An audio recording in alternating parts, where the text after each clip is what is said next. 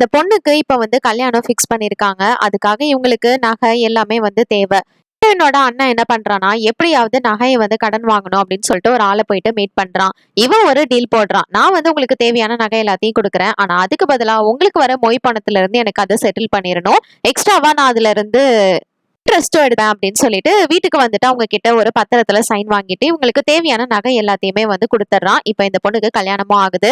மொய் பணத்தை செக் பண்ணி பார்க்கும்போது இவனுக்கு பாதி பணம் தான் வருது. அதனால நகையை இவன் கேட்க நான் அப்புறமா தரேன் அப்படின்னு அந்த பொண்ணு சொல்லிடுறா. விடிச்சதுக்கு அப்புறம் பார்த்தா அந்த பொண்ணு அந்த வீட்லயே இல்ல. அவங்க மாமியார் வீட்டுக்கு போயிடுறா. இவனு பின்னாடியே ஃபாலோ பண்ணிட்டு போயிட்டு ஒழுங்கா நகை கூட அப்படின்ட்டு கேட்க, ஆனா இந்த பொண்ணு இங்க வந்ததுல இருந்தே அவன் மேலேயும் அவன் நகை மேலேயும் தான் அவங்க மாப்பிள்ளை வீட்டுக்காரங்க ரொம்பவே ஆர்வமா இருக்காங்க. அதனால என்னால எல்லாம் கொடுக்க முடியாது. எங்க அண்ணன் தானே உங்ககிட்ட நகையை வாங்கினா அவன் கிட்ட போயிட்டு கேட்டுக்கோ அப்படின்ற மாதிரி அவ கோவத்துல சொல்லிடுறா.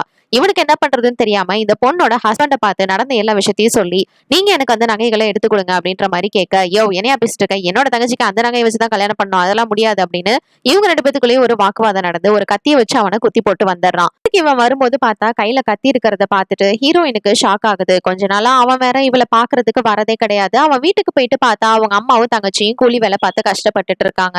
இதை பார்த்த இவ சரி அந்த நகைகளை திருப்பி கொடுத்துடலான்னு பார்க்கும்போது இவன் ஹஸ்பண்டுக்கு உண்மை தெரிஞ்சு அவளை அடைச்சு வச்சிடறான். இவனும் அவனை தேடி அடிச்சு போட்டுட்டு என்னை வாடா கொள்ற அப்படின்னு சொல்லிட்டு இவன் குணமாயி வந்திருப்பான். இப்ப இந்த பொண்ணை பார்த்துட்டு இந்த நகைகள் எடுத்துட்டு போறதுக்கு முன்னாடி நீயும் பேசாம என் கூட வந்துரு, இந்த நகை இருக்கிற வரைக்கும் தான் உனக்கு மதிப்பு அப்படின்னு சொல்லிட்டு சொல்றான். அந்த பொண்ணும் ஆமா அப்படின்னு சொல்லிட்டு கிளம்பி வரா. இது 2025ல ரிலீஸ் ஆன பொன்மன் அப்படிங்கிற மலையாளம் லாங்குவேஜ் மூவி.